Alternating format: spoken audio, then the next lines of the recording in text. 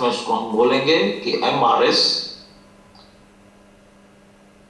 X वस्तु और Y वस्तु के लिए बराबर होगा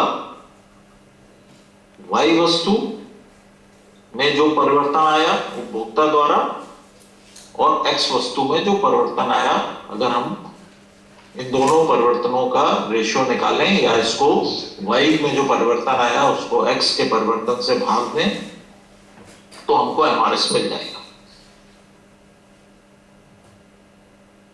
यहां पर हमको ये ध्यान रखना है कि समकोण वक्र जो होते हैं वो बाएं से दाएं नीचे की तरफ जरूर जाते हैं। ये उसकी क्वालिटी है, ये उसकी पहचान है, क्योंकि यदि एक उपभोक्ता किसी एक वस्तु की अधिक उपयोग करता है तो संतुष्टि या जो हमारी उपयोगिता है उसकी जो हमारी आप कह सकते हैं कि संतुष्टि के लिए जो एक ही स्तर पर बने रहने के लिए दूसरे वस्तु के उपयोग को कम करना पड़ता है। इसीलिए ये कर्व जो है, ये वक्र जो है, ये दाएं से बाएं नीचे की तरफ जाएगा। समभाव वक्र में जो एक और चीज है जिसको हमें ध्यान रखेंगे जब आप अपनी पुस्तक में देखेंगे, अपने जो आपके पास पाठ्यक्रम से संबंधित पुस्तकें और नोट्स होंगे, जब आप उसमें देखेंगे तो समभाव वक्र समानता जो हमारा मूल बिंदु होता है 0 उसके सापेक्ष ऊपर रहता है। यह भी ध्यान रखें कि समभाव वक्र कभी एक दूसरे को काट नहीं सकते। इसका कारण है, और इसका कारण है कि प्रत्येक समभाव वक्र जो है वो अलग अलग संतुष्टि को प्रदर्शित करता है। इसलिए ऐसा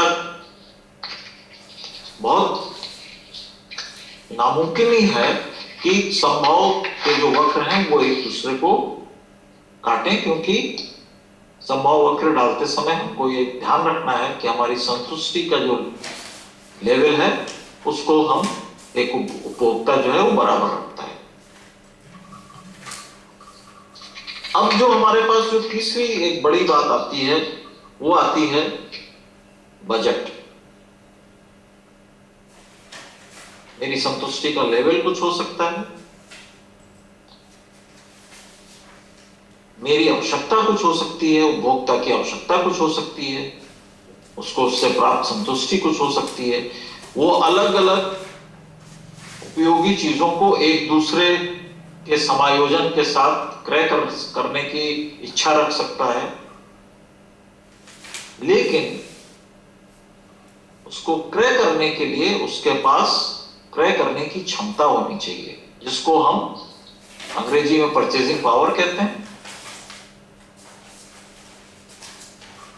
क्रय शक्ति या क्रय क्षमता। और ये जो हमारे पास संसाधन है मुद्रा का, उसको हम किस चीज के लिए कितना खर्च करेंगे उपयोगिता को ध्यान में रखते हुए, उसको हम बजट कहते हैं। आसान शब्दों में मान लीजिए मेरी आय 10 रुपए है और मैं विवेकशील उपभोक्ता हूं, जो कि अर्थशास्त्री मानते हैं कि उपभोक्ता विवेकशील होते हैं। तो उपयोगिता को ध्यान में रखते हुए मैं सोचूंगा कि मुझे इसमें से 1 रुपया मुझे घर चाहिए रहने के लिए, उस पर खर्च करना होगा। हो सकता है 1-2 रुपया जो है बच्चों की पढ़ाई, अन्य चीजों पे खर्च करनी हो। तो जितना जितना मुद्रा मैं उपयोगिता के अनुसार आवंटित करता जा रहा हूं, वो मेरी बजट की सीमा है। और बाजार में उपभोक्ता की मांग किसी भी वस्तु के लिए बजट की उपलब्धता पर निर्भर करती है। तो फिर हम एक विश्लेषण करते हैं जिसको हम कहते हैं बजट रेखा। तो उपभोक्ता अपनी संतुष्टि को संपूर्ण करने के लिए प्रयास करेगा।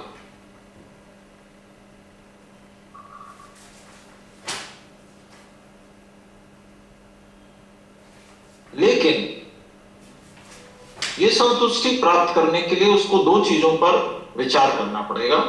पहला ये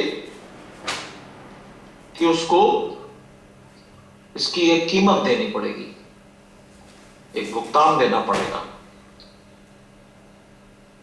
और दूसरा ये कि ये भुगतान देने की जो क्षमता है उसके पास वो सीमित है। इन दोनों चीजों को ध्यान में रखते हुए हम जब बजट रेखा को, कीमत रेखा या बजट रेखा जो भी हम कहें, निर्धारित करते हैं, तो ये उपभोक्ता की बजट के अनुसार क्या शक्ति है कोई चीज क्रय करने की, उसके बारे में बात करती है। और साथ ही साथ वो ये भी बताती है कि हम जितनी मुद्रा को खर्च कर रहे हैं अपनी आवश्यकता या संतुष्टि की प्राप्ति के लिए, उसकी उपयोगिता क्या है, और हम उस चीज को ध्यान में रखते हुए एक उपभोक्ता अपनी मांग बाजार में रखता है। और अगर अर्थशास्त्री इस चीज को ठीक से समझ लेते हैं और जो हमारे सृजन करने वाली संस्थाएं हैं उनको इस बात का पता चलता है, तो मांग और पूर्ति का जो सामंजस्य है उसको बनाने में किसी भी उपभोक्ता की जो बजट की सीमाएं हैं वो एक अहम चीज होती है। तो केवल यूटिलिटी या उपयोगिता, केवल पसंद या प्रेफरेंस, केवल चुनाव या चॉइस ही नहीं, बजट की उपलब्धता भी बाजार में मांग एवं पूर्ति संतुलन को बनाए रखने में एक महत्वपूर्ण कदम है। अब जो हमारा उपभोक्ता की जो आय है उसमें कई बार परिवर्तन होता है समय समय पर, और उस आय के साथ साथ जो है हमारी जो बजट है वो कम ज्यादा होती है। अर्थशास्त्र के हिसाब से जैसे जैसे हम चीजों को ज्यादा खरीदते जाते हैं उससे उसके मूल्य में भी परिवर्तन आएगा। कम या ज्यादा क्रय करने से वस्तु के मूल्य में भी परिवर्तन आएगा। और इन सब चीजों को आकलन करके ही हम इस बात पर पहुंचते हैं कि उपभोक्ता का सिद्धांत मांग के लिए, बाजार के लिए क्या है। एक और चीज मैं आपको यहां पर बताना चाहूंगा जिसको हम कहते हैं कि उपभोक्ता का अतिरेक। यानी उपभोक्ता के अतिरेक का मतलब यह है कि खास करके जो हमारे वेलफेयर वाले जो बजट होते हैं या चीजें होती हैं उसमें इसका एक निर्धारण होता है। ये इस सिद्धांत पर आधारित है, वो इस सिद्धांत पर आधारित है कि किसी भी वस्तु को खरीदने के लिए या उसका उपयोग करने के लिए एक उपभोक्ता जितना पैसा खर्च करता है और जितनी उससे उसको उपयोगिता मिलती है उसमें फर्क होगा। उदाहरण के तौर पर हम सड़क पे जाते हैं और हम एक रोड टैक्स कह लीजिए देते हैं, तो ये रोड टैक्स इतना हम देते हैं और सड़क की संपूर्ण उपयोगिता उसमें बहुत फर्क है। तो जो अतिरिक्त उपयोगिता हमको मिल रही है कम पैसा देके, उसको हम उपभोक्ता का अतिरेक कहते हैं। ये ज्यादातर जो हमारे सरकार की तरफ से जो वेलफेयर की चीजें होती हैं उसमें अर्थशास्त्र के इस नियम का पालन करते हैं। और जो हमारी सरकार होती है या जो भी हमको इस प्रकार का कल्याणकारी प्रोजेक्ट लाते हैं वो इस चीज को ध्यान रखते हैं कि उपभोक्ता को अतिरिक्त कितना मिल रहा है। तो छात्रों, आज हमने बात करी उपभोक्ता के व्यवहार की, उपभोक्ता के सिद्धांतों की।